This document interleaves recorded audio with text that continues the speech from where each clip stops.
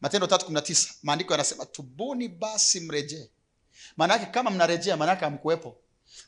Tubuni basi mrejee, ili dhambi zenu zifutwe, alafu zipate kuja nyakati za kuburudishwa kwa kuwako Bwana wetu. Maana yake huyu anayerejea alikuwa wapi mpaka arejee? Hakuepo. Ndio maana mtu ambaye hajaokoka anachukuliwa kama maiti ingawa anaishi. Amekufa kwa sababu ya dhambi zake. Dhambi zimemuua yule original, zimeupa uwezo mwili kufanya uchafu. Kwa hiyo anapookoka, original anafufuka. Anachukua usukani tena wa maisha yako. Anaanza kupeleka ibadani. Anaanza kukupa njia ya kuomba na kufunga badala ya kushinda kijiweni na cheza karata. Kilichotokea ni nini? Original kaamka. Ndio maana dhambi inafananishwa na kifo ni mauti ya aina fulani ya mauti. Unanielewa?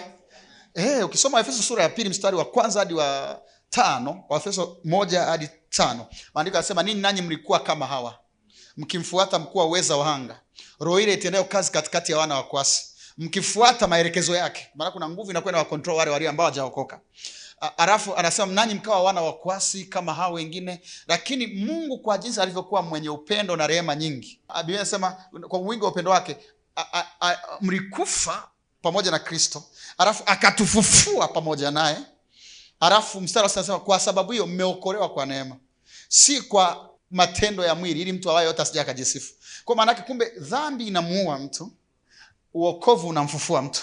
Na kufufuka kuna kusemwa sasa sio kwamba uendi motoni sasa. Maana yake ni kwamba roho iliyokuwa imeminywa na msongo na mfumo ya kipepo inapata tena nafasi ya kujitawala na kuanza kuelekeza maisha kwenye mafanikio.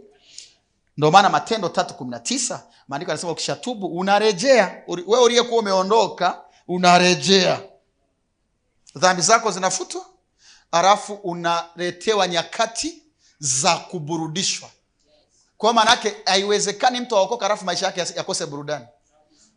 Si ndio maana kuburudishwa? Burudisho ni nini? Si burudani. Tumeokolewa ili tupate burudani. Burudani za kiuchumi, burudani za kiafya, burudani za ndoa. Maisha ya wokovu ni burudani.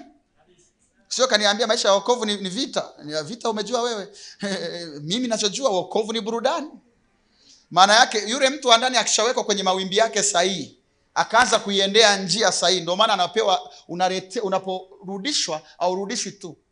Unapookoka unarudishwa, unarejea. Sasa wale wote wanaoongozwa na Roho wa Mungu hao ndio wana. Sasa Roho wa Mungu akuongozi anakojisikia, anakupaswa kuongoze ulikotakiwa kwenda kabla hujawa mtenda dhambi. Kama wewe ulikuwa unapaswa kwenda kwenye biashara, Roho wa Mungu anainua biashara na anakupa upako maalum wa kuwa mfanya biashara mwenye matokeo. Kama ndani yako ilikuwa ni utumishi, Roho wa Mungu anapokurudisha, anakurudisha na upako wa kuwa mtumishi ambaye hatashindwa. Kwa hiyo ndio maana ukiokoka ulipaswa pia baada tu ya sala ya toba tukuulize wewe ni nani, utuambie bila wasiwasi, mimi ni mfanyabiashara, mimi ni mwanasiasa, mimi ni kiongozi wa kiroho, yani ulipaswa baada ya hapo utuambie bila wasiwasi, kwa sababu wewe uliporejea ulipaswa ulirejea au kuwa peke yako, ulikuja na aliyekurejeza Roho Mtakatifu. Na kama haitoshi ukapewa akae humo. Maandiko yanamuita arabuni yetu. Kwa kizungu anamuita seal, si ndio? Arama au muhuri. Anakaa na wewe kwamba huyu tayari Roho Mtakatifu amekaa hapo makusudi kuonyesha kwamba huyu amesharejea. Hakuwepo ila amesharejea. Sasa wewe ulirejea kutoka kwenye pombe peke yake. Ulirejea kutoka kwenye zinaa peke yake, ukurejea kwenye uchumi. Kwa sababu ukujua kwamba umerejezwa ili uanze kwenda ulikotakiwa kwenda kama dhambi isingekuwepo duniani.